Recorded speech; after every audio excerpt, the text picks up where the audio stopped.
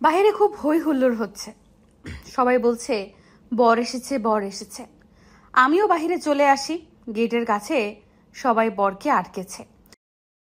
বর চুপচাপ হলেও পাশের বরের বন্ধু বকবক করেই যাচ্ছে গেট আটকানোর টাকা নিয়ে। আমি মিষ্টি, এবার অনার্স শেষ করেছি। আমার বড় চাচ্চুর মেয়ে মিমির আজ বিয়ে। 10,000 টাকা বললেই হলো নাকি? 1,000 টাকার 1 টাকাও বেশি দিব না। সবাই বলে তাহলে বাইরে দাঁড়িয়ে থাকেন। আমরাও ঠিক আছে বলে বাইরে দাঁড়িয়ে আসি। তখন একজন লোক আসে, তাকে দেখেই আমার রক্ত মাথায় উঠে যায়, কিন্তু নিজেকে শান্ত রাখলাম। এটা বিয়ে বাড়ি, তাই। আরে কি হচ্ছে? গেট ছাড়ো, ওদের ভিতরে আসতে দাও। আব্বু, তুমি এখান থেকে যাও তো। ওনাদের আমাদের ডিমান্ড পুরো করেই ভেতরে আসতে হবে। আচ্ছা, তুই তাহলে মিষ্টি? 7 বছর আগে সেই ক্ষতটা আবার নতুন করে জেগে উঠেছে। Just wait and watch. আমাকে কর অপমানের প্রতিশোধ আমি তো নিবই। আমি আর কিছু না বলে মিষ্টির হাতে টাকা দিয়ে দেই। মিষ্টি আমার দিকে তাকিয়ে আছে। গেটের ফিতা কেটে ভেতরে আসি। সবাই সবার সাথে মজা করছে, কিন্তু গেটে যে ছেলেটা বকবক করছিল সে এখন চুপচাপ এক কোণে দাঁড়িয়ে আছে। আমি ছেলেটার কাছে গিয়ে বলি, কি বেআই, একসাথে 10,000 টাকা চলে গেছে বলে মন খারাপ? জি না বিয়েন, আমার ওখানে ভালো লাগছে না, তাই এখানে এসে দাঁড়িয়ে আছি। তা আমার বেআইয়ের কি ভালো লাগে শুনি। যদি সম্ভব হয় তাহলে পূরণ করার চেষ্টা করব। আপাতত কিছু করতে হবে না, যখন প্রয়োজন হবে আমি চেয়ে নেব। তা বেআইয়ের নামটা জানতে পারি? ছোটবেলার কথা মনে আছে? একটা ছেলে আপনাকে প্রপোজ করেছিল, আর আপনি আপনার আব্বুর কাছে ছেলেটার নামে নালিশ করেছিলেন। আতিক? মানে তুমি সেই আতিক? মনে আছে তাহলে আমার নামটা? সেই ছোটবেলার জন্য আমি তোমার কাছে মাফ চাইছি। তখন না বুঝে আব্বুর কাছে এসে তোমার নামে নালিশ করেছি। আরে বাদ দাও ওসব। তা কি করা হচ্ছে আজকাল? এই তো অনার্স শেষ করলাম। তুমি কি করছো? মাস্টার্স প্রথম বর্ষ শেষ করলাম, পাশাপাশি জব করছি। যার বিয়ে ও আমার বন্ধু, ওর অফিসেই জব করছি। ও আচ্ছা, তা গার্লফ্রেন্ড আছে নাকি? আরে না না, আমার এসব নেই। তুমি কারোর সাথে প্রেম করছো নাকি? নাকি এখনো আঙ্কেলের কাছে নালিশ করো? অনেকে প্রপোজ করতে চেয়েও সাহস পায় না। আব্বু সাথে করে দুজন বডিগার্ড দিয়েছে, তাই। এটা তো ভালো তাহলে। আচ্ছা চলো বিয়ের আসরে যাই। আতিক, ইয়ে মানে তোমার মোবাইল নাম্বারটা দেওয়া যাবে? কেন না? 01856। শিখে নিজে থেকেই ধরা দিচ্ছে। তোর জন্য আমাকে গ্রাম ছাড়তে হয়েছে। তোর জন্য আমার মা সবার সামনে ছোট হয়েছে। আমি যদি তোর পরিবারকে আমার মায়ের পায়ের কাছে না ফেলতে পারি, আমার নামও আতিক নয়। বিয়ের মণ্ডপে চলে আসি। কিছু সময় পর বিয়ের কাজ সম্পন্ন হয়। আমরা বউ নিয়ে চলে আসি। আসার সময় মিষ্টি শুধু আমার দিকেই তাকিয়েছিল। রাতে রুমে শুয়ে আছি। ইস, আতিক আগের থেকে কত সুন্দর হয়ে গেছে। আর আগের জন্য আমাকে মাফও করে দিয়েছে। আগে বন্ধুত্ব করব, এরপর প্রেম, তারপর বিয়ে। কি করছে এখন? কল করে দেখি। মাত্র বাসায় এসেছি, রুমে এসে চেঞ্জ করতে যাব, মোবাইলটা বেজে ওঠে। মোবাইল হাতে নিয়ে দেখি আননোন নাম্বার। কল রিসিভ করতেই। কি করছো? বাসায় পৌঁছে গেছো? মাত্র আসলাম, চেঞ্জ করেছি। তুমি কি করছো? আমি কে বলো তো দেখি। তুমি মিষ্টি, কি মনে করেছো তোমার কণ্ঠ আমি চিনব না? সেটাই তো ভেবেছিলাম। আচ্ছা শোনো না, তুমি কি কাল দুলা ভাইয়ের বাসায় থাকবে? কাল তো বউ ভাত, থাকতে তো হবেই। তুমি আসবে নাকি? প্রথমে ইচ্ছা না থাকলেও এখন ইচ্ছা আছে। তোমার সাথে দেখা হবে। আমার সাথে দেখা হবে বলে আসবে? কারণ কি? প্রেমে পড়ে যাওনি তো? যদি পড়িও, তাহলে কি ক্ষতি আছে? না, ক্ষতি নেই, কিন্তু তোমার আব্বু যদি আবার মারে তাহলে কি হবে?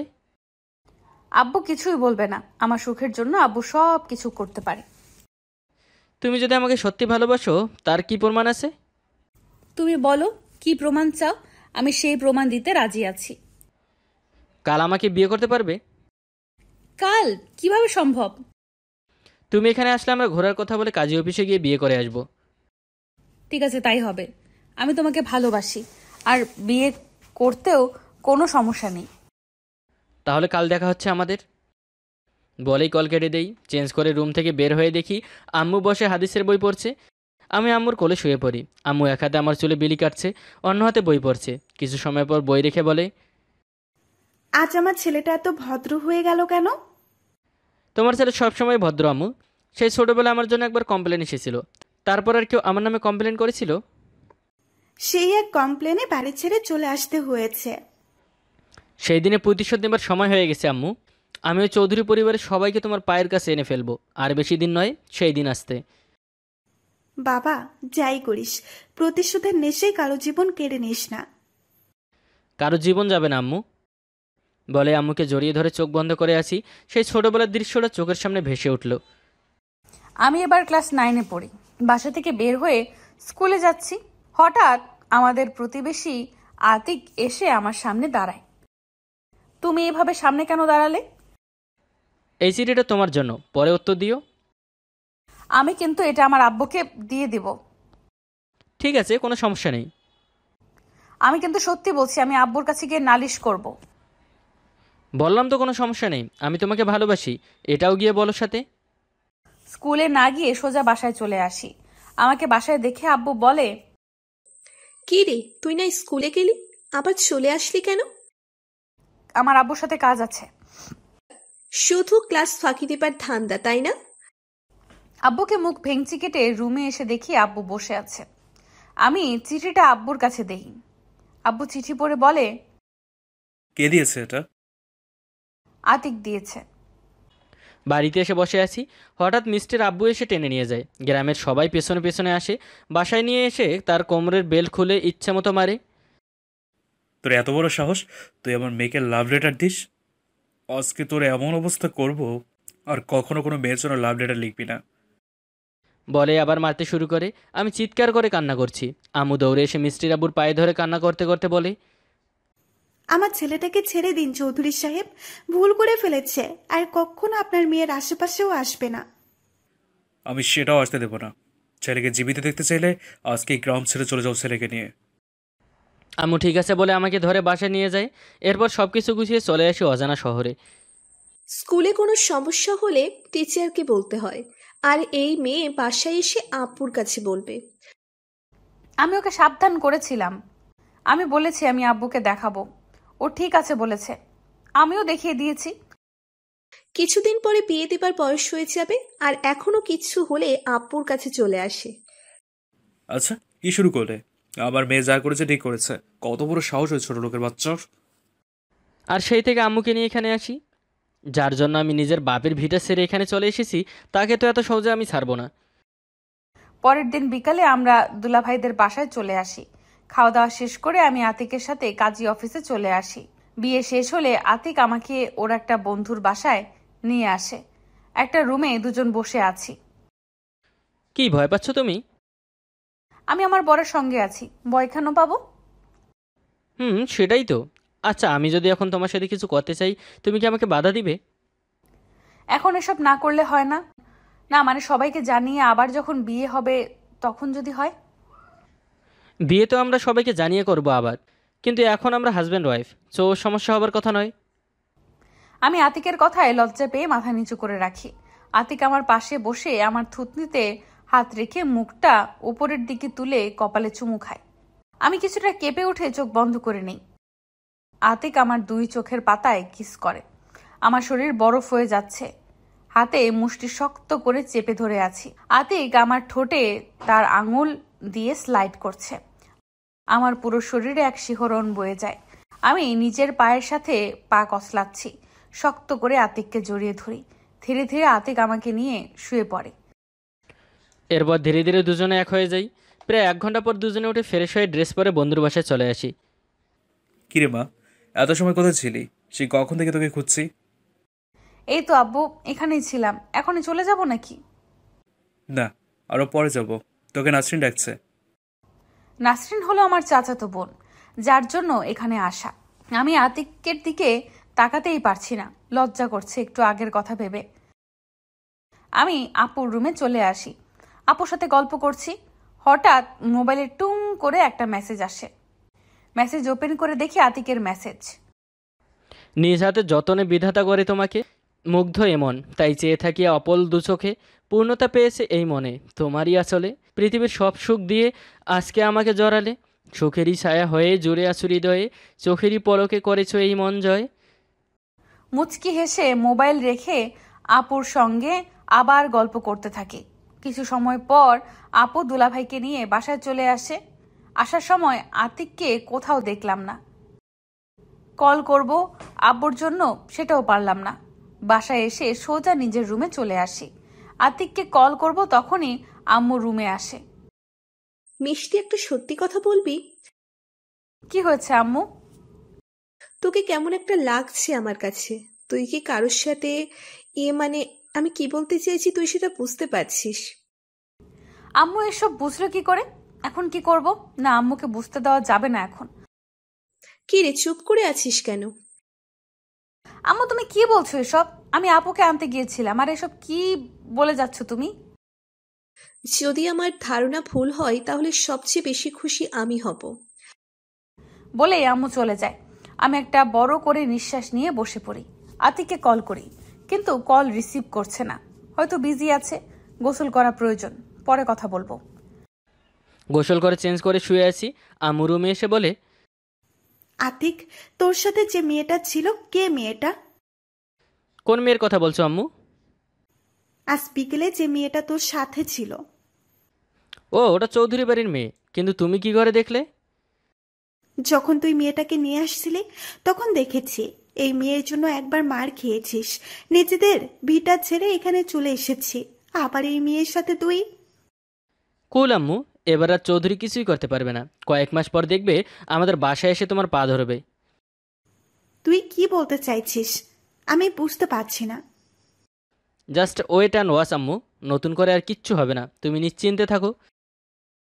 আম্মু কিছু ভাবতে ভাবতে চলে যায়। আমি শুয়ে আছি, মোবাইল বেজে ওঠে মিষ্টির কলে। মিষ্টি বলো। আসার সময় তুমি কোথায় ছিলে? কতবার কল করেছি, একবারও রিসিভ করনি। আসলে বাসায় একটু কাজ ছিল, তাই চলে আসতে হয়েছে, আর গোসল করতে হয়েছে। তুমি তো জানোই। কেন? এইমাত্র ফ্রি হলাম। বুঝলাম। আমরা আবার কবে দেখা করব? খুব তাড়াতাড়ি। আচ্ছা, তুমি এখন কি করছো? বাসায় সব কিছু ঠিকঠাক তো? আর বলো না, আম্মু কি করে যেন বুঝে গেছে। আমাকে এসে উল্টোপাল্টা কথা জিজ্ঞেস করছে। মায়ের চোখ বলে কথা। আচ্ছা শোনো, কাল আমার একটা অ্যাসাইনমেন্ট আছে, পরে কথা বলি কেমন? আচ্ছা ঠিক আছে, আমি তোমার কলের অপেক্ষায় থাকবো। আমি ঠিক আছে বলে কল কেটে দেই।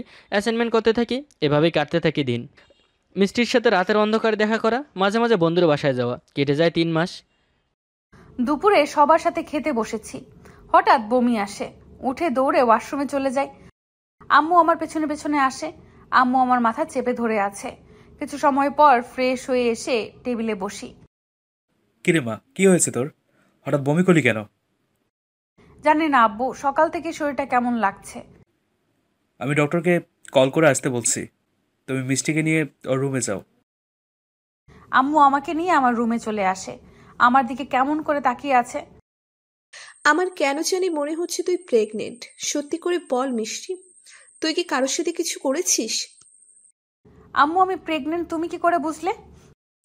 তুই যখন আমার পেটে ছিলি তখন আমারও এমন হয়েছে। সত্যিটা আমাকে বল মা। আম্মু তোমার আতিকের কথা মনে আছে? ছোটবেলায় যে আমাকে ভালোবাসি বলেছিল, আর আমি আব্বুর কাছে বিচার দিয়েছিলাম।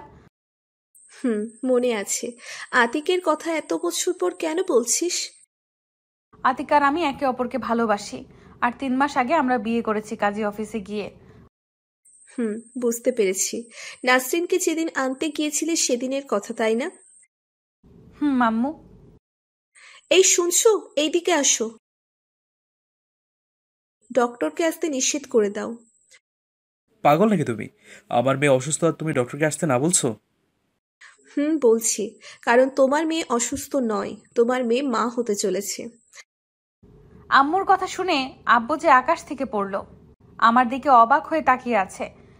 আম্মু আব্বুকে সব বলে। সব শুনে আব্বু মাথায় হাত দিয়ে বসে পড়ে। আমি চোখ বন্ধ করে অন্যদিকে তাকিয়ে আছি। আমরা এতটাই পর তোর মা, আমাদের একবার বলতে পারলি না? আতিক এখন বলতে নিষেধ করেছিল আব্বু। তুমি যদি ছোটবেলার মতো আবারও ওকে মারো, তাই। আমার মেয়ের সুখের চেয়ে আমার কাছে আর কিচ্ছু বড় নয়। তোর সাথে ছোট থেকে বন্ধুর মতো মিশছি, যাতে তুই কোনো ভুল না করিস। আর তুই এত বড় একটা কাজ করে ফেললি, আমি কিছুই জানি না। এখন এসব বলে লাভ হবে না। যত তাড়াতাড়ি সম্ভব আতিকের বাসায় কথা বলে বিয়ের ব্যবস্থা করো। মানুষ ওদের বিয়ের কথা বিশ্বাস করবে না, তাই বিয়েটা যত তাড়াতাড়ি হয়ে যায় ততটাই ভালো। ঠিক আছে, আজ বিকেলেই আমরা আতিকদের বাসায় যাব। মিষ্টি আতিককে কল করে বল। খাবার খেয়ে মাত্র বাসা থেকে বের হয়ে গাছতলায় এসে বসেছি, মোবাইলটা বেজে ওঠে। মোবাইল হাতে নিয়ে দেখি মিষ্টি কল করেছে। বলো কি হয়েছে? একটা খুশির খবর দেওয়ার আছে। বলে ফেলো। আব্বু আম্মু আমাদের সম্পর্ক মেনে নিয়েছে। আর আর হোয়াট? তুমি বাবা হতে চলেছ। আমি প্রেগনেন্ট। হোয়াট? আমি বাবা হব মানে? এই কি বলছিস তুই? কার পাপের ফসল আমার ঘরে চাপাতে চাইছিস? আতিক, তুমি কি বলছো? আমাদের ভালোবাসার ফসল আমার গর্ভে, আর আমি তোমাকে তাকে পাপের ফসল বলছো? কি প্রমাণ আছে এই সন্তান আমার? আর বিয়ে ছাড়া তুই আমার সাথে এত কিছু করে ফেলেছিস? বিয়ে হয়নি মানে? আপুকে যেদিন আনতে গেলাম সেদিন তো আমরা কাজী অফিসে গিয়ে বিয়ে করলাম। প্রমাণ করে দেখা। বলেই কল কেটে দেই। সেই সময় এসে গেছে, আমি তো এটাই চেয়েছি। এখন কান্নাকাটি করো, তারপর তোমার আব্বু আম্মু আমাদের বাসায় আসবে, আমাদের কাছে তোমার জীবন নষ্ট না করার জন্য ভিক্ষা চাইবে। এটাই তো আমি চেয়েছি। আতিক তোদের বিয়ে অস্বীকার করছে মানে? আমাদের ওদের বাসায় যেতে হবে এখনই। আমি আতিকের সাথে কথা বলার পর থেকেই কান্না করছি। আতিক কেন এমন করছে আমার সাথে? আব্বু আম্মুর সাথে ওদের বাসায় চলে আসি। দরজা নক করতেই আতিক দরজা খুলে দেয়। আপনারা কাকে চাই? আতিক, কি হচ্ছে? বাসায় মেহমান আসলে এভাবে কথা বলতে হয়? আসুন, ভেতরে আসুন। সবাই ভেতরে এসে বসে। আমি চেয়ারে বসে পায়ের উপর পা তুলে বসে আছি।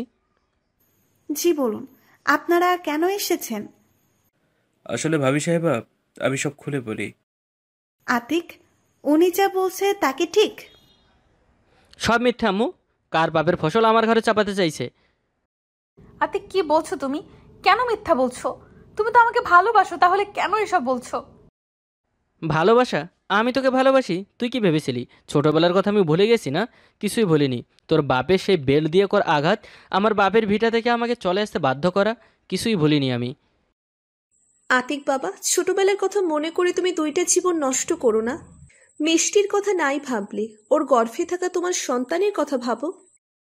সন্তান? কিসের সন্তান? যেখানে আপনার মেয়েকে আমি না বিয়ে করেছি আর না কিছু হয়েছে আমাদের মাঝে, সেখানে সন্তান আসছে কোথা থেকে? মিষ্টি এসে আমার পা জড়িয়ে ধরে কান্না করছে। কান্না করতে করতে বলে, আতিক, ছোটবেলার একটা ভুলের শাস্তি তুমি আমাকে এভাবে দিও না। ওই আল্লাহ সাক্ষী আছে, তোমার আমার বিয়ের, আমার গর্ভের সন্তান তোমার। তুমি আমাকে ফিরিয়ে দিও না। সাক্ষী নিয়ে আয়। বিয়ের কাবিন যদি নিয়ে আসতে পারিস তাহলে আমি সব মেনে নেব। এখন আসতে পারিস। আমি সেখানেই ধপাস করে বসে পড়ি। আতিক ছোটবেলার একটা ভুলের জন্য আমার সাথে এমন করেছে, আমি বিশ্বাস করতে পারছি না। আতিক, যদি সত্যিই তুই এমন কিছু করে থাকিস তাহলে বল। তোর ইগোর জন্য দুইটা জীবন নষ্ট হয়ে যাবে। ছোটবেলায় ভুলটা তোর ছিল, আর যদি মিষ্টির কথা সত্যি হয় তাহলে আজও ভুলটা তুই করছিস। মা, আমি সত্যি বলছি, আতিক আমাকে কাজী অফিসে নিয়ে বিয়ে করেছে। আর ওর বন্ধু সুমনের বাসায় আমরা প্রায়ই যেতাম। আপনি ওকে বলুন না আমাকে এত বড় শাস্তি না দিতে। এই চুপচাপ তোর বাপকে নিয়ে এখান থেকে জানা। না আমি তোকে বিয়ে করেছি আর না এই সন্তান আমার। চুপচাপ বের হয়ে যায় এখান থেকে। বাবা, আমি তোমার পায়ে ধরছি, তুমি আমার ভুলের শাস্তি আমার মেয়েকে দিও না। তুমি চাইলে আমাকে এখন মেয়ের প্রতিশোধ দিতে পারো, তবুও আমার মেয়ের জীবনটা নষ্ট করো না। ও যে মানুষের কাছে মুখ দেখাতে পারবে না, এত বড় পাষাণ তুমি হয়েও না। আমার চোখের পানিগুলো আরো যেন বেশি করে পড়ছে। বাবা মা সন্তানের জন্য কতটা ছোট হয়। আমার জন্য আমার আব্বু আতিকের পা ধরেছে। আমি সন্তান নামের কলঙ্ক। আমি আমার মা বাবার মাথা আজ নত করে দিয়েছি। আমি এত বড় ভুল কি করে করলাম? আতিকের দিকে তাকিয়ে চোখের পানি ফেলেই যাচ্ছি। আতিক আব্বুকে ধাক্কা দিয়ে চলে যায়। আতিকের আম্মুর চোখেও পানি। আম্মু আব্বুকে ধরে মাথা নিচু করে চোখের পানি ফেলছে। নিজেকে শেষ করে দিতে ইচ্ছে করছে। আমি আব্বুকে জড়িয়ে ধরে শব্দ করে কান্না করছি। আতিক এভাবে প্রতিশোধ নিবে ভাবিনি। বহুবার দু চোখ পেয়েছিল খুঁজে ভরসা আর আশ্বাস, কিন্তু একবার বুঝিনি এভাবে ভেঙে যাবে বিশ্বাস। কখনো বুঝতেই পারিনি আতিক বুকের মাঝে এতটা ছলনা লুকিয়ে রেখেছে। কান্না করতে করতে আব্বু আম্মুকে নিয়ে বাসায় চলে আসি। আতিক, আমিও দেখে নিব তোকে। পরের পর্ব পেতে আমাদের চ্যানেলটি সাবস্ক্রাইব করে আমাদের পাশেই থাকুন। ধন্যবাদ সবাইকে। Coming soon. 5 বছর কেটে গেছে সেই দিনের পর। আমি এখন বন্ধুর অফিসের ম্যানেজার। শুনেছি মিষ্টির একটা মেয়ে হয়েছে, মানে আমাদের একটা মেয়ে হয়েছে, নাম রিফা। আমার নামের সাথে মিলিয়ে রেখেছে, কিন্তু এখনও আমার মেয়েকে দেখিনি। সত্যি বলতে কখনো দেখার চেষ্টা করিনি, কিন্তু ইদানিং মিষ্টি আর রিফার কথা খুব মনে পড়ে। ইচ্ছেও করে ছুটে যাই, কিন্তু কোন মুখে মিষ্টির সামনে গিয়ে দাঁড়াবো আমি? বিকেল 4টা এখন। অফিসে ভালো লাগছে না। অফিস থেকে বের হয়ে হাঁটছি। রাস্তার একপাশে ছোট্ট একটা চায়ের দোকানে দাঁড়িয়ে চা খাচ্ছি। হঠাৎ একটা ছোট্ট বাচ্চা মেয়ে এসে আমার হাত ধরে। আমি মেয়েটার দিকে তাকিয়ে দেখি ছোট্ট একটা পরী। পাপ্পা, তুমি এখানে কি করছো? পাপ্পা? আমি তোমার পাপ্পা? কে বললো তোমাকে? তুমি আমাকে চিনতে পারছো না পাপ্পা? আমি আরিফা। আমার মোবাইলে তোমার ছবি দেখেছি। রিফা নামটা শুনে বুকের ভিতর মোচড় দিয়ে ওঠে। খুশিতে চোখের কোণে পানি চলে আসে। আমার মেয়ে আমার সামনে এসে দাঁড়িয়ে আছে। আমি যেন বিশ্বাস করতে পারছি না। রিফার কমরে চুমু দিতে নিলে কেউ ওকে টেনে দূরে সরিয়ে নিয়ে যায়। তাকিয়ে দেখি মিষ্টি। মামনি, তোমাকে বলেছি না অপরিচিত কারোর সাথে কথা বলবে না। আমি তো অপরিচিত কারোর সাথে কথা বলছি না আম্মু। আমি তো আমার পাপ্পার সাথে কথা এটা তোমার পাপ্পা না। তোমার পাপ্পা 5 বছর আগে মারা গেছে। আমি মিষ্টির কথা শুনে ওর দিকে তাকিয়ে আসি। মিষ্টি একবার আমার দিকে তাকিয়ে অন্যদিকে তাকিয়ে ফেলে। তুমি মিথ্যে বলছো। এই তো আমার পাপ্পা। মিষ্টি ঠাস করে রিফার গালে থাপ্পড় দিয়ে চিৎকার করে বলে, বলেছি না আমি তোমার পাপ্পা মারা গেছে। এটা তোমার পাপ্পা নয়। মিষ্টি, এতটুকু মেয়েকে তুমি মারছো কেন? আর ও তো ভুল কিছু বলেনি। আমি আপনার সাথে কথা বলতে চাই না। আর ভুল বলেনি মানে? মনে আছে আপনার? আপনি বলেছিলেন এই সন্তান আপনার না, আমি অন্য কারো পাপের ফসল আপনার ঘাড়ে চাপিয়ে দিচ্ছি। আমি কিছুই ভুলিনি। আর আজ বলেছে ও ভুল বলেনি। শুনুন মিস্টার আতিক, আরিফা শুধু আমার মেয়ে, আপনি ওর কেউ না। মিষ্টি রিফাকে নিয়ে চলে যাচ্ছে। আমি অসহায় দৃষ্টিতে তাকিয়ে আছি। চোখ থেকে পানি পড়ছে। বলার মতো কোনো কথা আমার নেই। রিফা আমার দিকে তাকিয়ে চোখের পানি ফেলছে। মিষ্টিও একটু পর চোখ মুছছে। আশেপাশের লোকজন আমাদের দিকে তাকিয়ে আছে। চোখে পানি মুছে চায়ের বিল দিয়ে একটা রিক্সা নিয়ে চলে আসি বাসায়। কিরে, তোর চোখ এমন ফুলে আছে কেন? কান্না করেছিস মনে হচ্ছে। কিছু হয়নি আম্মু, এমনি ভালো লাগছে না। আমার কাছেও আজকাল মিথ্যে বলছিস দেখছি। কি হয়েছে বল আমাকে। আজকে মিষ্টিকে দেখলাম, সাথে আমাদের 5 বছরের মেয়ে রিফাকে। আজ তোর মনে হচ্ছে আরিফা তোর মেয়ে? এতদিন মেয়েটাকে কত কষ্ট দিয়েছিস, ভুলে গেছিস? মেয়ে কতবার তোর কাছে ছুটে এসেছিল, তুই মেয়েটাকে অপমান করে ফিরিয়ে দিয়েছিস। প্রতিশোধের নেশায় সব ভুলে গিয়েছিলি। মেয়েটার চরিত্র নিয়ে কথা বলেছিস, নিজের সন্তানকে অস্বীকার করেছিস, পাপের ফসল বলেছিস। ভুল করেছি আম্মু, আমি তখন বুঝতে পারিনি, কিন্তু এখন বুঝতে পারছি। আমি মিষ্টি আর রিফাকে ফিরিয়ে আনতে চাই আম্মু। আমি কিছু করতেও পারবো না, আর যেতেও পারবো না। তোর ইচ্ছে হলে তুই যেতে পারিস। আমি কিছু না বলে নিজের রুমে চলে আসি। ফ্রেশ হয়ে না খেয়ে শুয়ে পড়ি। বুঝছেন, আপনি কেউ না। আরিফাকে নিয়ে বাসায় চলে আসি। রুমে এসে দরজা বন্ধ করে আরিফাকে বুকে জড়িয়ে ধরে বসে আছি। এতদিন পর আজ নিজের মেয়ে বলতে এসেছো তুমি। 5টা বছর চলে গেছে। বেঁচে আছি না মরে গেছি একবার খোঁজ নেবার প্রয়োজন মনে করনি। আমি তোমাকে ছাড়া একা বাঁচতে শিখে গেছি। আমার মেয়েকে নিয়ে আমি বাকিটা জীবন কাটিয়ে দেব। মাম্মাম, তুমি আমাকে কেন পাপ্পার থেকে নিয়ে আসলে? আর কেন মিথ্যে বললে? আমার পাপ্পা তো বেঁচে আছে। তোমার পাপ্পা আমাকে বিয়ে করেও স্বীকার করেনি, তোমাকে অস্বীকার করেছে। তুমি বলো মামুনি, আমি কি করে তোমাকে ওই লোকটার কাছে যেতে দেই? পাপ্পা আমাকে কেন অস্বীকার করছে মাম্মা? পাপ্পা কি তোমাকে ভালোবাসে না? না মামুনি, তোমার পাপ্পা আমাদের ভালোবাসে না। তুমি আমাকে ছেড়ে তোমার পাপ্পার কাছে চলে গেলে আমি বাঁচবো না মামুনি। তুমি আমার বেঁচে থাকার একমাত্র অবলম্বন। তুমি আমাকে ছেড়ে চলে যাবে না তো? না মাম্মা, আমি তোমাকে ছেড়ে যাব না। আমার চোখের পানি মুছে দিতে দিতে কথাটা বলল আরিফা। মেয়ে নিয়ে ওয়াশরুমে এসে দুজনেই ফ্রেশ হয়ে নেই। এরপর আরিফার জন্য নুডলস বানিয়ে নিজের হাতে ওকে খাইয়ে দেই। আরিফা আমার কোলে শুয়ে ঘুমিয়ে পড়ে। আব্বু অফিস থেকে এসে সোজা আমার রুমে আসে। আরিফাকে না দেখে আব্বু একদিনও আব্বুর রুমে যায়নি। আমার নানুমণি কি ঘুমিয়ে পড়েছে? আব্বু মাত্রই ঘুমালো। তুমি ফ্রেশ হয়ে খেয়ে নাও। আব্বু এসে আরিফার গালে চুমু দিয়ে চলে যায়। আমি আরিফাকে বালিশে শুইয়ে দিয়ে ওর পাশেই শুয়ে পড়ি। সন্ধ্যার একটু আগে বাসা থেকে বের হয়ে রওনা দিই মিষ্টিদের বাসার উদ্দেশ্যে। বাসা থেকে কিছুটা দূরে এসে রিক্সা থামে। রিক্সা ভাড়া দিয়ে হাঁটতে থাকি। 5 মিনিট লাগে পৌঁছাতে। এসে দেখি মিষ্টি বসে আছে বাসার সামনে। রিফা আঙ্কেলের সাথে খেলা করছে। আমাকে দেখে মিষ্টি দৌড়ে এসে রিফাকে জড়িয়ে ধরে। আঙ্কেল আমার সামনে এসে দাঁড়ায়। আন্টি তাকিয়ে আছে কী হবে সেটা দেখার জন্য। আশেপাশের মানুষও তাকিয়ে আছে। আঙ্কেল আমাকে বাসার ভেতরে আসতে বলে। হলরুমে সবাই বসে আছি।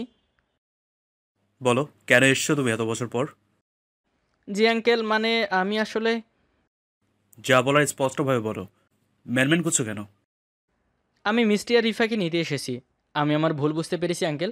জানি অনেক দেরি হয়ে গেছে, তবু আমাকে ক্ষমা করে দিন প্লিজ। আব্বু তুমি ওনাকে বলে দাও আমি ওনার সাথে যাব না। আমাদের ওনার কোনো প্রয়োজন নেই। মিষ্টি একবার আমার ভুলগুলো ক্ষমা করে আমার সাথে চলো। কথা দিচ্ছি কখনো তোমাকে কষ্ট পেতে দিব না। তুমি আমার মাম্মামকে কষ্ট দিয়েছো। আমরা তোমার সাথে যাব না। তুমি চলে যাও পাপ্পা। নানুমণি, পাপ্পার সাথে এভাবে কথা বলতে নেই। আব্বু তুমি ওনাকে যেতে বলো, আমি ওনার সাথে যাব না।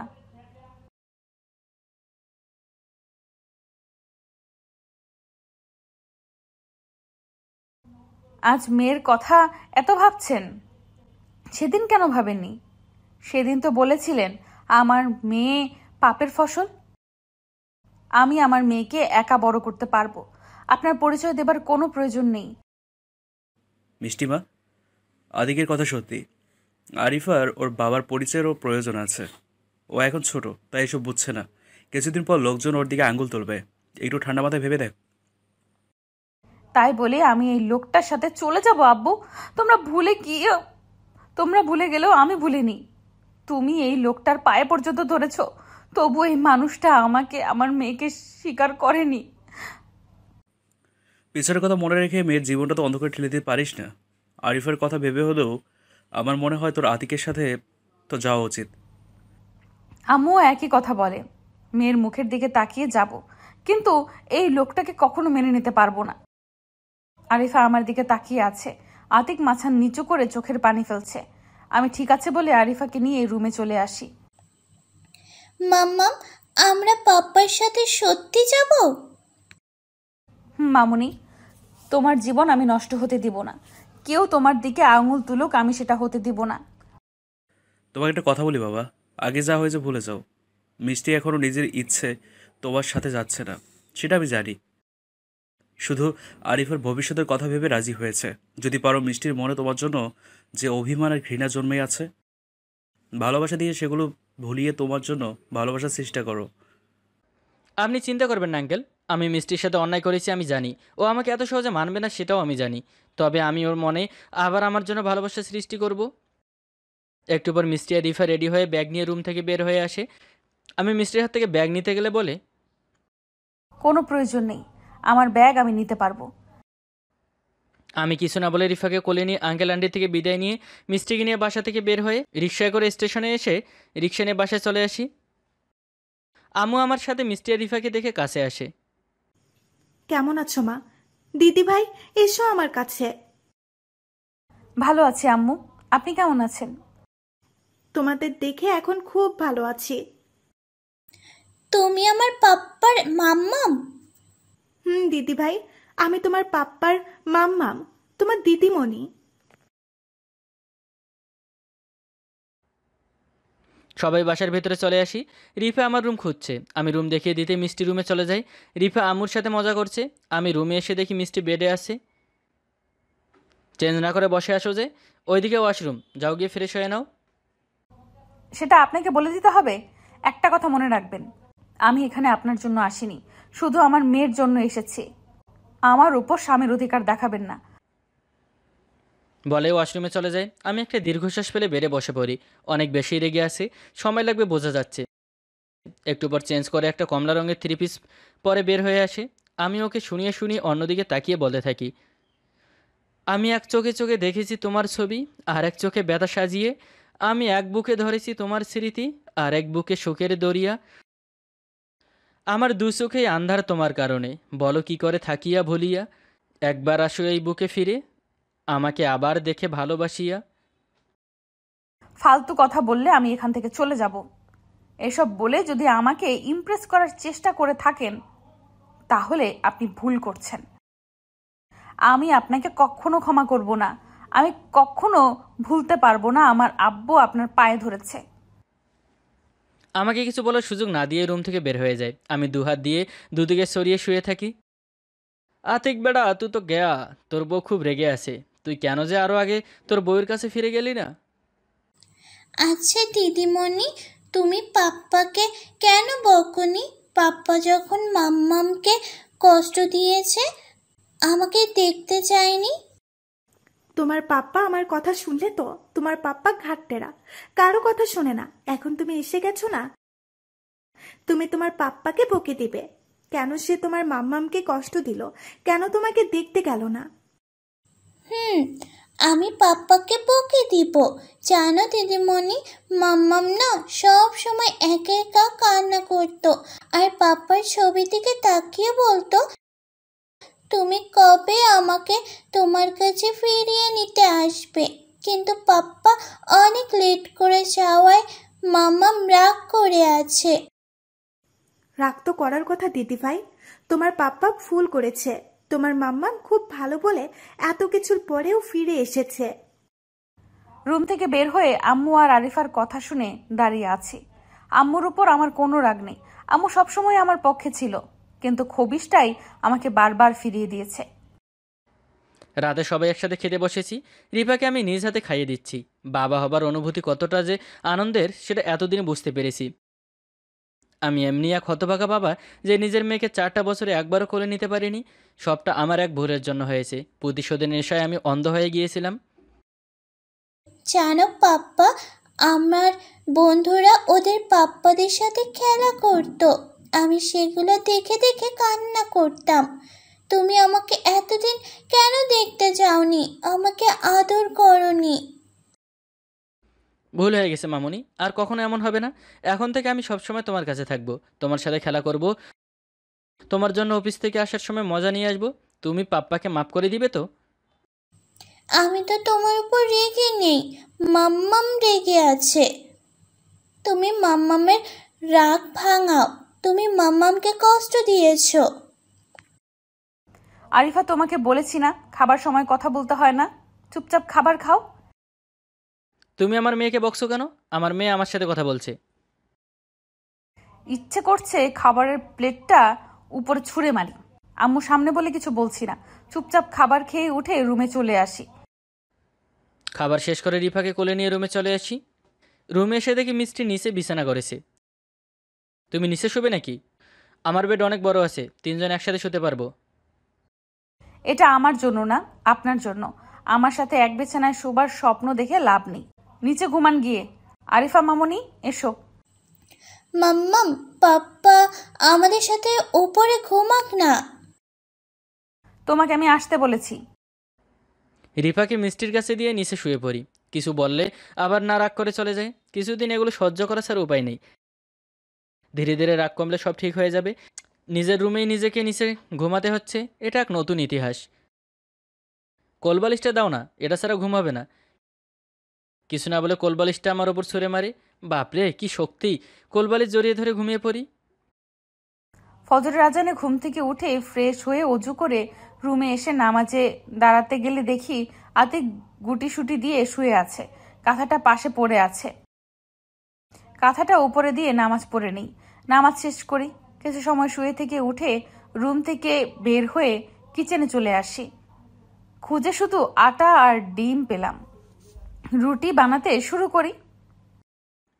ঘুম থেকে উঠে দেখি মিষ্টি বেড়ে নেই। রিফা ঘুমিয়ে আছে। ওয়াশরুম থেকে গোসল করে রুমে এসে অফিসের জন্য রেডি হয়ে নেই। মিষ্টি রুমে এসে রিফাকে ঘুম থেকে তুলে ফ্রেশ করে দেয়। ডাইনিংয়ে এসে রুটি আর ডিম দেখেই তো মেজাজ গরম হয়ে গেল।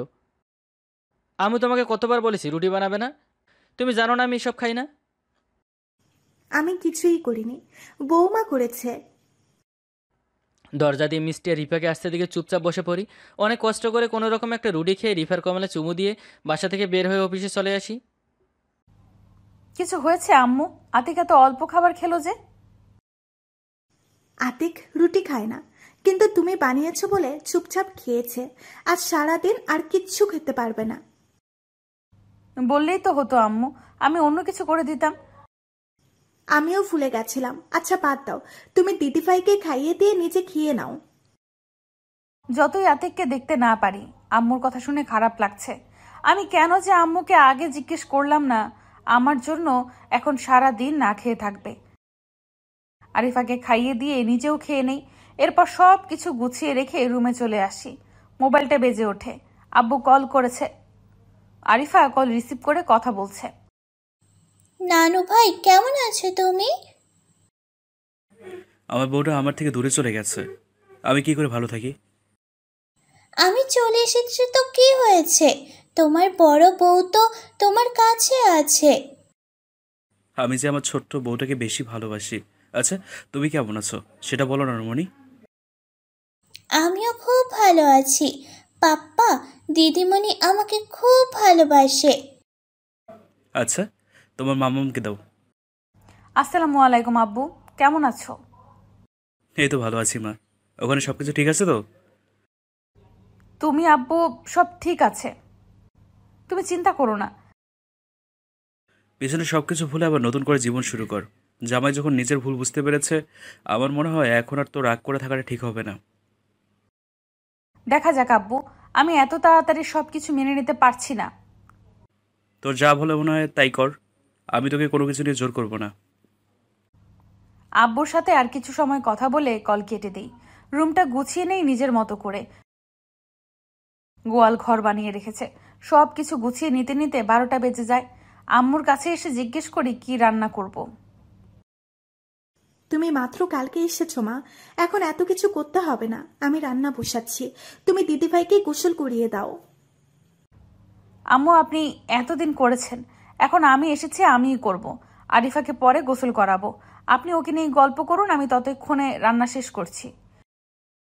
আমি অনেকবার না বললেও আমি জোর করে রান্না করছি। আতিক মুরগির মাংস ভুনা খুব পছন্দ করে। আমাকে একদিন বলেছিল ফ্রিজ থেকে মুরগি নিয়ে ভিজিয়ে রেখে বাকি সব কাটাকাটি করে নিই। আজকে অফিসের এত কাজের চাপ হবে বুঝতে পারিনি। নিঃশ্বাস ফেলার সময়টুকুও পাচ্ছি না। 5টা অফিস শেষ হলে অফিস থেকে বের হয়ে একটা দোকানে এসে রিফার জন্য কিছু চকলেট নিয়ে নেই। মেয়েটাকে এখনও কিছুই দিতে পারিনি। এরপর একটা আইসক্রিম পার্লারে এসে কয়েক রকমের আইসক্রিম নিয়ে বাসায় চলে আসি। বাসায় আসতেই রিফা দৌড়ে এসে আমার কোলে ওঠে। রিফার গালে কপালে চুমু দিতে বলি, আমি আজ আমার মামুনির জন্য কী এনেছি বলো তো? কি এনেছো পাপ্পা? চকলেট আইসক্রিম নিয়ে এসেছি। রিফাকে কোল থেকে নামিয়ে ওর হাতে চকলেট আর আইসক্রিম দিতে আমার গালে চুমু দিয়ে দৌড় দিয়ে চলে যায়। রুমে বসে বসে ফেসবুকে নিউজ ফিড ঘুরছি। আরিফা আমার কাছে এসে 2টা প্যাকেট এগিয়ে দিয়ে বলে, মাম্মাম পাপ্পা আমার জন্য আইসক্রিম আর চকলেট নিয়ে এসেছে। মামুনি তোমার মাম্মামও চাইলেও খেতে পারে। মামনি আমি অচেনা কারণ নিয়ে আসে কিছু খাই না, বলে দাও তুমি। অচেনা কাউকে তো আনিনি আম্মু, পাপ্পা নিয়ে এসেছে। মাত্র 2 দিন পাপ্পার কাছে এসে পাপ্পার পক্ষ নেওয়া হয়? আর আমি যে এতদিন কোলে পিঠে করে বড় করলাম সেটা কিছু না? এই জন্য বলে মেয়েরা বাবার হয়। কিছু বলার থাকলে আমাকে বলতে পারো, আমার মেয়েকে কেন বকছো? আমার আপনার সাথে কথা বলার ইচ্ছে নেই। টেবিলে খাবার রাখা আছে, ইচ্ছে হলে গিয়ে খেয়ে নিতে পারেন। সকালে যা খাইয়েছো এখনও গলার মধ্যে আটকে আছে, আজকে আর কিছু খেতে পারবো না। আপনার যখন রুটি খেলে প্রবলেম হয় তখন কে বলেছে খেতে আপনাকে? তুমি এই প্রথম আমার জন্য কিছু বানিয়েছো, আমি আমি কি করে না খাই বলো? সমস্যা নেই, আমার অভ্যাস আছে না খেয়ে থাকার। মিষ্টি কিছু বলতে চেয়েও থেমে যায়। আমি ওয়াশরুমে এসে ফ্রেশ হয়ে নিচে বিছানা করে শুয়ে পড়ি। সারাদিন কাজের চাপে বড্ড ক্লান্ত। আমি আরিফাকে নিয়ে রুম থেকে বের হয়ে হল রুমে এসে বসে বসে আইসক্রিম খাচ্ছি। আজকে রাতেও আর আতিক খায়নি। আরিফাকে নিয়ে রাতের খাবার খেয়ে রুমে এসে বিছানায় শুয়ে পড়ি। অফিস, বাসা, রিফাকে নিয়ে মজা করার মিষ্টির অবহেলার কেটে যায় 7 দিন। এখনও মিষ্টি আমার সাথে প্রয়োজন ছাড়া কথা বলে না। জানি না আমার ভুলের জন্য আর কতদিন মিষ্টির ঘৃণার পাত্র হয়ে থাকতে হবে। আচ্ছা, মিষ্টি কি আমাকে কখনো ক্ষমা করতে পারবে না? অফিস শেষ করে সব কিছু গুছিয়ে ব্যাগে কাঁধে করে অফিস থেকে বের হয়ে হাঁটছি। আজ রিক্সা দিয়ে যেতে ইচ্ছে করছে না, তাই রাস্তার এক পাশ দিয়ে হাঁটছি। হঠাৎ আমার চোখ যায় একটা পার্কের দিকে। দেখি মিষ্টি একটা ছেলের সাথে বসে হাসাহাসি করছে। আমি মিষ্টির নাম্বার কল করি, মোবাইলটা একবার দেখে রেখে দেয়। আচ্ছা, এটাই তাহলে কারণ আমাকে মেনে না নেয়ার? আমি তোমাকে পাগলের মতো ভালোবাসি, আর তুমি অন্য ছেলের সাথে এখানে বসে আছো। এতটা দূরত্ব দুজনের মাঝে চলে আসবে বুঝতে পারিনি। হারিয়ে গেছে সেই সোনালি দিনগুলো, হয়তো আর ফিরে পাবো না। মন জুড়ে ছিলে আলো জ্যোৎস্না মাখা, চোখেতে কতই না রঙিন স্বপ্ন। হঠাৎ এভাবে ঝড় এসে সব কিছু কেড়ে নেবে বুঝতে পারিনি। বিরহ এসে আমাদের মাঝে এভাবে গ্রাস করবে জানা ছিল না। ভালোবাসা কেন এত জ্বালা দেয় ভুলেই গেছি। হাত বাড়ালেই চাঁদটাকে ছোঁয়া যায় না, স্বপ্ন কেবলই স্বপ্ন হয়ে থাকে, তাকে কখনো জেগে পাওয়া যায় না। আমার চাওয়াতে কি ভুল ছিল সেটা অজানা হয়েই রয়ে যাবে। আমি তোমার সাথে যা করেছি তার ক্ষমা পাবো না। তোমার সুখটা আমার সব, তোমার সুখের পথে বাধা হব না। আমি বুঝে গেছি তুমি চলে গেছো আজ বহুদূরে, অচেনা সুখের আশায়। তোমার রেখে যাওয়া স্মৃতি নিয়ে বাকিটা জীবন থাকবো। আজকের মতো বিদায় নিচ্ছি। গল্পটির বাকি পর্ব পেতে আমাদের চ্যানেলটি সাবস্ক্রাইব করে আমাদের সাথেই থাকুন। ধন্যবাদ সবাইকে। বাসায় এসে কারোর সাথে কথা না বলে সোজা রুমে চলে আসি। ওয়াশরুমে এসে ট্যাপ ছেড়ে দিয়ে চিৎকার করে কান্না করছি। কিছু সময় পর চোখের মুখে পানি দিয়ে রুমে এসে বেডে শুয়ে ভাবছি মিষ্টি আমার সাথে এমন করতে পারলো। তখনই রিফা এসে আমার বুকে শুয়ে বলে, পাপ্পা, তোমার কিছু হয়েছে? তোমার চোখ এমন ফুলে আছে কেন? তুমি কি কান্না করেছো? কিছু হয়নি মামুনি। আচ্ছা, তোমার আম্মু কোথায় গেছে? মাম্মাম তো বাইরে গেছে, একটু পর চলে আসবে বলেছে। আচ্ছা, তুমি দিদিমণির কাছে যাও, আমি একটু ঘুমাবো। রিফা ঠিক আছে বলে আমার গালে চুমু দিয়ে চলে যায়। আমি একটু আগে নিজের চোখে দেখা দৃশ্য ভাবতে ভাবতে ঘুমিয়ে পড়ি। বাসায় এসে দেখি রিফা আম্মুর সাথে বসে খেলা করছে। আমাকে দেখে দৌড়ে এসে আমার গালে চুমু দেয়। তোমার পাপ্পা চলে এসেছে? মাম্মাম জিজ্ঞেস করেছিল তুমি কোথায় গেছো, আর কিছু বলেনি। আচ্ছা, তুমি দিদার সাথে বসে খেলা করো। রিফাকে আম্মুর কাছে রেখে রুমে এসে দেখি আতিক ঘুমিয়ে আছে। আমি ওর পাশে শুয়ে পড়ি। খুব ঘুম পাচ্ছে। ঘুম থেকে উঠে দেখি মিষ্টি আমার পাশে শুয়ে আছে। আমি উঠে ফ্রেশ হয়ে নিচে এসে সোফায় বসতে আম্মু বলে,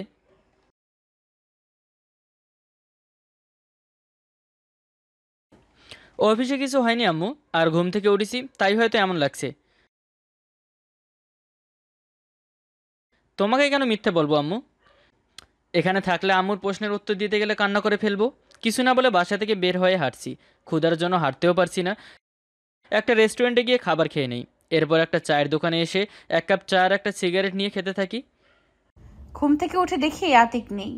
উঠে ফ্রেশ হয়ে নিচে চলে আসি। রিফা আমার কোলে বসে বলে, মাম্মাম, তুমি বাইরে থেকে আসার সময় আমার জন্য কিছু নিয়ে আসোনি কেন? পাপ্পাও আজকে কিছু আনেনি। সরি মামুনি, মনে ছিল না। এরপর আবার যখন যাব মনে করে তোমার জন্য অনেক কিছু নিয়ে আসব। রিফা ঠিক আছে বলে গালে চুমু দিয়ে কোলে বসে থাকে। আমি আম্মুর সাথে বসে টুকটাক কথা বলছি। চা আর সিগারেটের বিল দিয়ে রিফার জন্য কিছু চকলেট নিয়ে বাসায় চলে আসি। মিষ্টি আম্মুর সাথে বসে কথা বলছে। রিফা আমাকে দেখে দৌড়ে চলে আসে, আমার কোলে ওঠে। আমি ওর গালে চুমু দিতেই বলে, পাপ্পা, তুমি স্মোকিং করেছো? কোকে না তো মামুনি, আমি কেন স্মোকিং করব? তুমি মিথ্যা কেন বলছো? তোমার মুখ থেকে স্মোকিং এর গন্ধ আসছে। রিফার কথা শুনে আমি তো অবাক, বোকা বনে গেলাম। আম্মু আমার দিকে তাকিয়ে আসে, মিষ্টি মিটমিট করে হাসছে।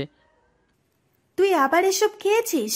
তোকে আমি কতবার বারণ করেছি এসব না খেতে? আসলে আম্মু বন্ধুদের সাথে দুষ্টুমি করে খেয়েছি, আর হবে না। মনে থাকে যেন কথাটা। আমি মাথা নেড়ে রিফাকে নিয়ে রুমে চলে আসি। এরপর পকেট থেকে চকলেট বের করে ওকে দেই।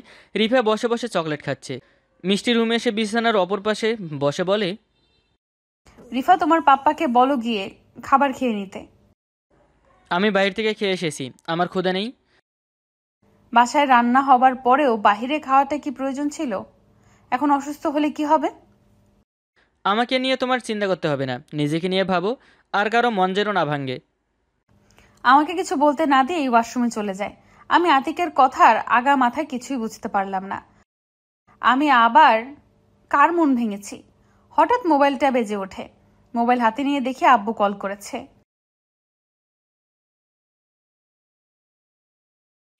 আলহামদুলিল্লাহ মা, আমরা ভালো আছি। তোরা কেমন আছিস? আমরাও ভালো আছি আব্বু। আমার নানু ভাই কোথায়? ওর আব্বু চকলেট এনে দিয়েছে, সেগুলোই খাচ্ছে বসে বসে। ও আচ্ছা, তোমার আম্মু তোকে আর জামাইকে আসতে বলেছিল। ঠিক আছে আব্বু, কাল সকালে আমরা আসবো। আচ্ছা ঠিক আছে, তাহলে কাল সকালে জামাইকে নিয়ে চলে আসিস। ঠিক আছে বলে কল কেটে বসে আছি। আতিক ওয়াশরুম থেকে বের হয়ে আসলে বলি, আব্বু কল করেছিল, কাল সকালে আপনাকে আমাকে যেতে বলল। আমার অফিস আছে, তুমি রিফাকে নিয়ে চলে যাও, আমার সময় হবে না। 2 দিনের জন্য অফিস থেকে ছুটি নেওয়া যায় না? না, যায় না। আর আমার ওখানে কোনো প্রয়োজন নেই। তোমাকে নিয়ে যাওয়ার জন্য তো মানুষ আছেই, তাকে কল করে বলো, এসে নিয়ে যাবে। আবারও কিছু না বলতে দিয়ে রুম থেকে বের হয়ে যায়। আতিকের কি হয়েছে বুঝতে পারছি না। তখনও কিভাবে কথা বললো, আবার এখনো। আতিক কি আমাকে রাফির সাথে কথা বলতে দেখেছে? কিন্তু রাফি তো আমার ফ্রেন্ড। আতিক হয়তো আমাকে ভুল ভাবছে, ওর সাথে কথা বলতে হবে। রাতে সবাই একসাথে ডিনার করে নেই। রুমে এসে নিচে বিছানা করে শুয়ে পড়ি। একটু পর মিষ্টি রিফাকে নিয়ে রুমে আসে। আমি উল্টো পাশ হয়ে শুয়ে পড়ি। এখন আর আতিককে বিরক্ত করতে ইচ্ছে করছে না, তাই আর কিছু না বলে রিফাকে নিয়ে শুয়ে পড়ি। পরের দিন সকালে ঘুম থেকে উঠে দেখি আতিক রুমে নেই। ওয়াশরুমে ব্যালকনিতে গিয়েও দেখি নেই। ফ্রেশ হয়ে নিচে আসতেই আম্মু বলে আতিক অফিসে চলে গেছে। এত সকালে অফিসে চলে গেল আজকে? আম্মুর সাথে সকালের নাস্তা তৈরি করে 3 জন নাস্তা করে নিই। একটা হোটেলে এসে খাবার খেয়ে চলে আসি অফিসে। আর সবার আগেই আমি এসেছি। দারোয়ান চাচা এত তাড়াতাড়ি আসতে দেখে অবাক হয়। আমি কিছু না বলে অফিসের ভেতরে এসে কাজ করছি। আম্মুকে বলে রিফাকে নিয়ে রুমে এসে রেডি করে দেই। আমিও রেডি হয়ে নেই। এরপর আতিককে কল করে রিফার কাছে মোবাইল দিয়ে সব শিখিয়ে দেই কি বলতে হবে। কাজের মাঝে মোবাইলটা বেজে ওঠে। মোবাইল হাতে নিয়ে দেখি মিষ্টি কল করেছে। কিছু সময় ভেবে কল রিসিভ করি। বলো, কেন কল করেছো? পাপা আমি বলছি। মামুনি বলো। আমি আর মাম্মাম নানু বাড়ি যাচ্ছি, তুমি অফিস শেষ করে নানুর বাসায় চলে আসবে। আমার তো কাজ আছে মামুনি, তুমি গিয়ে মামামের সাথে এবার ঘুরে আসো, আমি পরের বার যাব। তুমি যদি না আসো আজকে, তাহলে আমি আর কখনো তোমার সাথে কথা বলবো না। আচ্ছা ঠিক আছে, আমি অফিস শেষ করে আসবো। তোমরা সাবধানে যেও, আর পৌঁছে আমাকে কল করো। আমার লক্ষ্মী পাপ্পা। তোমাকে লাইনে আনার রাস্তা আমার জানা আছে। তোমাকে না বলতে আমাকে না বলতে পারবে, কিন্তু মেয়েকে না বলবে কি করে? রিফাকে নিয়ে নিচে এসে আম্মুর থেকে বিদায় নিয়ে বাসা থেকে বের হয়ে রিক্সার কাছে এসে একটা রিক্সা নিয়ে বাসার দিকে রওনা দেই। মেয়েটার মুখের দিকে তাকিয়ে সব কিছু মুখ বুঝে মেনে নিব। কিছু সময় চুপচাপ বসে থেকে আবার কাজ করতে থাকি। বাসার কাছাকাছি এসে রিক্সা থেকে নেমে ভাড়া দিয়ে হাঁটতে হাঁটতে বাসায় চলে আসি। আব্বু অফিসে যায়নি। আমাদের কাছে এসে রিফাকে কোলে নিয়ে কপালে গালে চুমু দিয়ে বলে, কেমন আছে আমার নানু ভাইটা? খুব ভালো আছি, তুমি কেমন আছো? আমিও ভালো আছি। তোমার পাপা কোথায়, আসেনি? ওর অফিসে একটু কাজ পড়ে গেছে, অফিস থেকে এখানে আসবে। আচ্ছা ঠিক আছে, আয় ভিতরে আয়। বাসার ভেতরে গিয়ে আম্মুর সাথে কুশল বিনিময় করি। হল রুমে বসে কিছু সময় আব্বু আম্মুর সাথে কথা বলে রুমে এসে ফ্রেশ হয়ে শুয়ে থাকি। বিকেল 5টায় অফিস শেষ হলে নিচে এসে রিফার জন্য কিছু চকলেট আর আইসক্রিম নিয়ে নেই। এরপর রিক্সা নিয়ে চলে আসি সোজা শ্বশুরবাড়ি। রিফা উঠানে বাচ্চাদের সাথে খেলা করছে। আমাকে দেখে দৌড়ে আমার কাছে এসে কোলে উঠে গালে চুমু দেয়। পাপ্পা, তুমি এত লেট করে আসলে কেন? অফিসে কাজ ছিল মামুনি, তাই। তুমি দুপুরে খেয়েছো? পাপ্পা খেয়েছি, চলো বাসার ভেতরে। রিফাকে নিয়ে বাসার ভেতরে এসে আঙ্কেল আন্টির সাথে কুশল বিনিময় করি। মিষ্টিও হল রুমেই বসে আছে। মিষ্টিমা, জামাইকে তোর নিয়ে যা, ফ্রেশ হয়ে খাবার খেয়ে নিক আগে, এরপর কথা বলবো। আমি মিষ্টির সাথে ওর রুমে এসে ফ্রেশ হয়ে নেই। সমস্যা হলো চেঞ্জ করে কি পরবো? আমি তো কোনো ড্রেসই নিয়ে আসিনি। রুমে এসে দেখি একটা টি শার্ট আর একটা ট্রাউজার রাখা, আর ড্রেসগুলো আমারই। আসার সময় নিয়ে এসেছি, আপনি তো বললেন আপনি আসবেন, তাই। আসতে চাইনি, রিফার জন্য বাধ্য হয়েছি। না আসলে আমাকে কেন আপনার বাসায় নিয়ে গেছেন? রাগ করে থাকার কথা আমার, আর সেখানে আপনি রাগ করে আছেন। দোষও করবেন আবার রেগেও থাকবেন। ভুল হয়ে গেছে, তখন সত্যিটা জানতাম না, তাই ফিরিয়ে নিতে এসেছি। এখন মনে হচ্ছে আমি কারো সুখের রাস্তায় বাধা হয়ে দাঁড়িয়েছি। বাট সমস্যা নেই, আমি তোমার সুখের রাস্তায় বাধা সৃষ্টি করব না। শুধু রিফাকে আমাকে দিয়ে দিও, আর কিচ্ছু চাই না।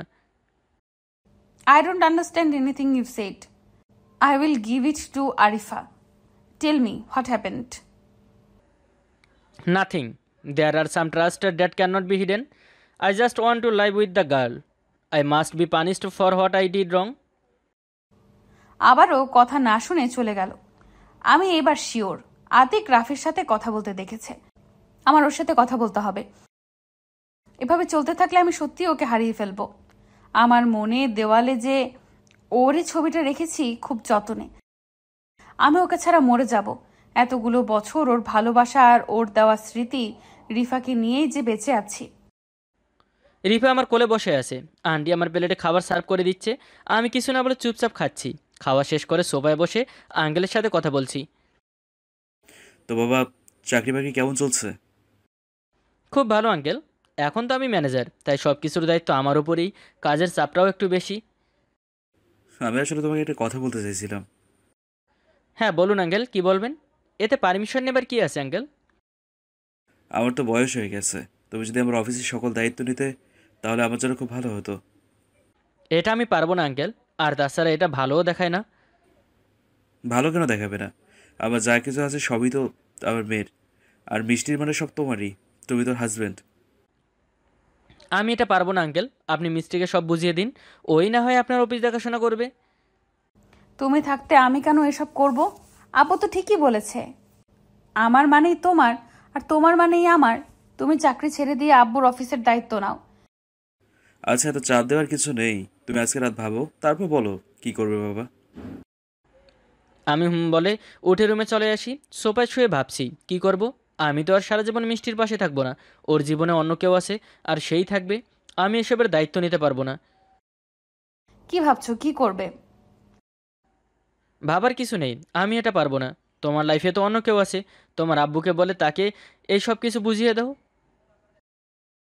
ভুল বোঝা ছাড়া আর কোনো কাজ নেই, তাই না? ভুল বুঝেছি তাই না? আমি নিজের চোখে দেখেছি তোমাকে একটা ছেলের সাথে বসে কথা বলতে আর হাসাহাসি করতে। একটা ছেলের সাথে হেসে কথা বললেই তার সাথে প্রেম হয়ে যায়? সেদিন জিজ্ঞেস করতে পারতে কে ওই ছেলে। তা না করে নিজের মতো করে গল্প সাজিয়ে নিয়েছো। কোন অধিকারে জিজ্ঞেস করব? তুমি তো আর আমাকে তোমার হাজবেন্ড হিসেবে মানো না। শুধু রিফার কথা ভেবে ইচ্ছে না থাকার পরও আমার সাথে আসো। হ্যাঁ আছি রিফার কথা ভেবে, কিন্তু তাই বলে তোমাকে ভুলে গেছি এইটা তো নয়।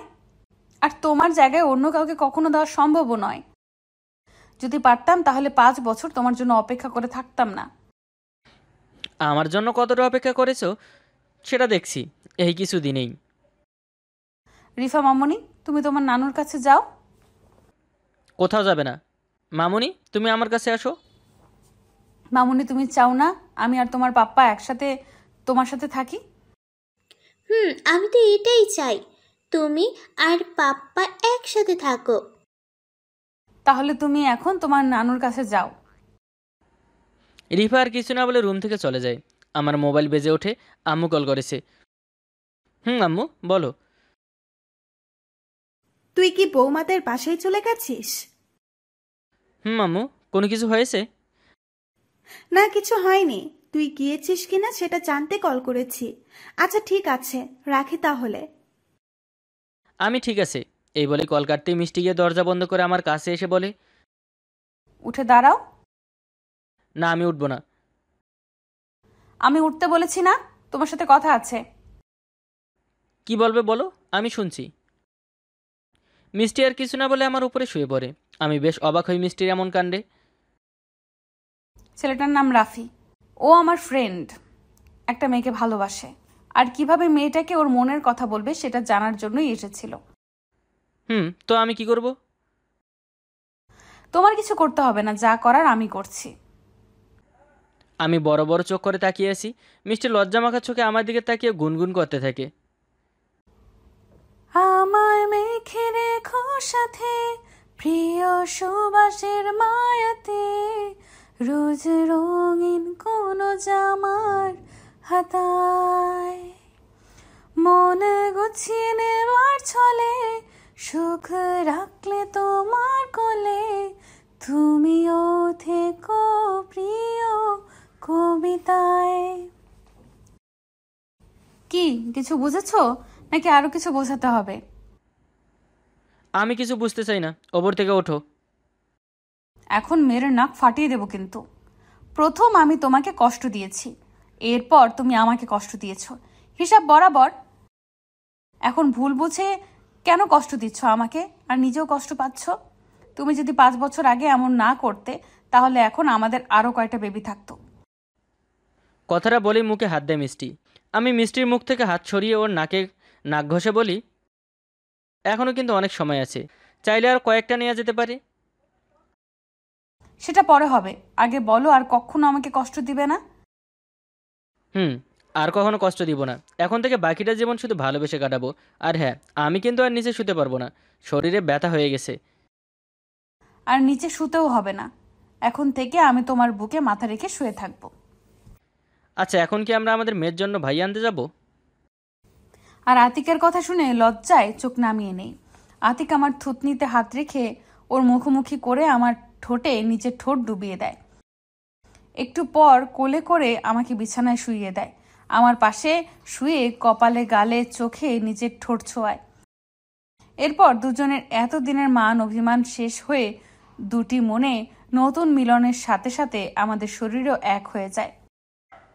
কিছু সময় পর দুজনে উঠে গোসল করে চেঞ্জ করে বাইরে এসে হলরুমে বসে আছি। রিফা এসে আমার গালে চুমু দিয়ে কোলে বসে বলে, পাপ্পা তুমি সন্ধ্যার সময় গোসল করেছো কেন? মেয়ের এমন প্রশ্নে থতমত খেয়ে যাই। আঙ্কেল আন্টিরা উঠে চলে যায় হাসতে হাসতে। মিষ্টি মুখে হাত রেখে হাসছে। তোমার মাম্মাম জানে, তোমার মাম্মামকে জিজ্ঞেস করো। মাম্মাম তুমিও আবার গোসল করেছো? তোমরা দুজন এই সময় কেন গোসল করেছো? আসলে মামুনি, তোমার পাপ্পা আমার গায়ে পানি দিয়ে দিয়েছে, তাই আমিও দিয়ে দিয়েছি, এই জন্যই গোসল করেছি। তোমরা বাচ্চাদের মতো ঝগড়া করো। মেয়ের কথা শুনে দুজনেই দুদিকে তাকাই। মিষ্টি রিফাকে কোলে নিয়ে কপালে চুমু দিয়ে বলে, আমরা আর ঝগড়া করব না, এখন থেকে আমরা সবাই একসাথে মিলেমিশে থাকবো। সত্যি মাম্মাম? সত্যি মামুনি। আরও কিছু সময় তিনজন বসে গল্প করি। রাতে ডিনার করতে বসেছি। আঙ্কেল বলে, কি বাবা, কিছু ঠিক হলে? আমার কোনো সমস্যা নেই আঙ্কেল, তবে আমি এমডির পদে বসলেও বাকি স্টাফদের মতোই থাকতে চাই। তোমার যেটা ভালো মনে হয় সেটাই করো বাবা। টুকটাক কথা বলতে বলতে ডিনার শেষ করি। এরপর রুমে এসে রিফাকে দুজনে মাঝখানে রেখে দুজনে শুয়ে পড়ি। মাঝরাতে রিফাকে একপাশে শুইয়ে দিয়ে আমি আতিকের বুকে শুয়ে থাকি। আতিক আমাকে শক্ত করে জড়িয়ে ধরে বলে, কি ঘুমাচ্ছে না? তোমার বুকে না শুলে আর ঘুম আসবে না। মেয়ে যদি ঘুম থেকে উঠে দেখে ওর জায়গায় তুমি শুয়ে আছো, তাহলে কি হবে? কিছুই হবে না, ঘুমাও এখন। দুজন দুজনকে জড়িয়ে ধরে ঘুমিয়ে পড়ি। আরও দুদিন মিষ্টিদের বাসায় থেকে চলে আসে আমাদের বাসায়। আমি পরের দিন থেকে মিষ্টির আব্বুর অফিসে বসি। এভাবে আনন্দ হাসিতে কেটে যায় 5 মাস। আজ শুক্রবার, অফিস বন্ধ, সকাল থেকে বাসায় আসি। পাপ্পা চলো না আমরা কোথাও থেকে ঘুরে আসি। ঠিক আছে মামুনি, মিষ্টি রিফাকে রেডি করে দিয়ে তুমি রেডি হয়ে নাও। আমি মাথা নেড়ে ঠিক আছে বলে রিফাকে নিয়ে চলে আসি রুমে। দুজনে রেডি হয়ে রুম থেকে বের হয়ে তিনজন বাসা থেকে বের হয়ে রিক্সা করে ঘুরতে এসেছি। একটা পার্কে তিনজন ঘুরছি, হঠাৎ মাথা ঘুরতে থাকে। আতিক বুঝতে পেরে আমাকে ধরে বলে, কি হয়েছে তোমার? শরীর খারাপ লাগছে? মাথাটা হঠাৎ করে ঘুরে উঠল। আচ্ছা চলো ডক্টরের কাছে যাই। তেমন কিছু হয়নি, এমনি ঠিক হয়ে যাবে। এমনি ঠিক হবে না, পাশেই একটা হসপিটাল আছে, চলো। মিষ্টি আর রিফাকে নিয়ে চলে আসি ডক্টরের কাছে। ডক্টর মিষ্টিকে কিছু টেস্ট করায়। রিপোর্টের জন্য অপেক্ষা করছি। অনেকটা সময় পর ডক্টর হাসি মুখে রিপোর্ট নিয়ে আসে। ডক্টর নিজের চেয়ারে বসে আমাদের দিকে তাকিয়ে বলে আমি মা হতে চলেছি। রিফা তো খুশিতে নাচানাচি করছে আর বলছে আমার ভাইয়া হবে। আতিক ডাক্তারকে ধন্যবাদ দিয়ে আমাদের নিয়ে হসপিটাল থেকে বের হয়ে আসে। আব্বুকে কল করে বাসায় আসতে বলে। একটা রিক্সা নিয়ে বাসায় চলে আসি। রিফা আম্মুর কাছে গিয়ে বলে, দিদিমণি আমার ভাইয়া হবে, ডক্টর আঙ্কেল বলেছে। ডক্টর আঙ্কেল বলেছে তোমার ভাইয়া হবে? আতিক, সত্যি?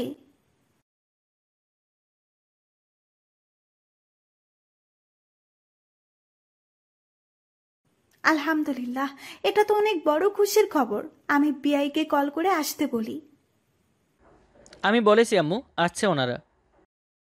কিছু সময় পর আব্বু আম্মু দুজনে আসে। বাসায় আসতেই রিফা আব্বু আম্মুর কাছে গিয়ে সব বলে। আব্বু আম্মু দুজনেই খুব খুশি। আব্বু আম্মু আমার শ্বশুর শাশুড়ির সাথে বসে কথা বলছে। আতিক আমাকে নিয়ে রুমে চলে আসে। রুমে এসে আমাকে শক্ত করে জড়িয়ে ধরে, খুশিতে কান্না করে ফেলে। চোখের পানি মুছে আমার কপালে নিজের ঠোঁট ছোঁয়ায়। খুব খুশি লাগছে আজকে, জানো আমাদের ঘরে আরও একজন নতুন অতিথি আসছে। আমার কিছুদিন থেকে এমনটা মনে হচ্ছিল, কিন্তু শিওর ছিলাম না। আজকে শিওর হয়ে গেলাম। তুমি আমাকে আগে বললে না কেন? রিফা হবার সময় আমি তোমার পাশে ছিলাম না, কিন্তু এবার আমি সারাক্ষণ তোমার পাশে থাকবো। তোমার কোনো রকমের সমস্যা হতে দিব না। রিফা যখন হয় আমি তোমাকে খুব করে চেয়েছিলাম, কিন্তু তখন তো তুমি ছিলে না। এবার আছো, তোমাকে আর দূরে যেতে দিব না। দুজন দুজনকে শক্ত করে জড়িয়ে ধরি। আজ আমরা দুজনে খুব খুশি। আপনারা খুশি তো? আজকের মতো আসছি, আর গল্পটা এখানেই শেষ করছি। যারা এখন আমাদের চ্যানেলটি সাবস্ক্রাইব করেননি, আমাদের চ্যানেলটি সাবস্ক্রাইব করে আমাদের পাশেই থাকুন। ধন্যবাদ সবাইকে।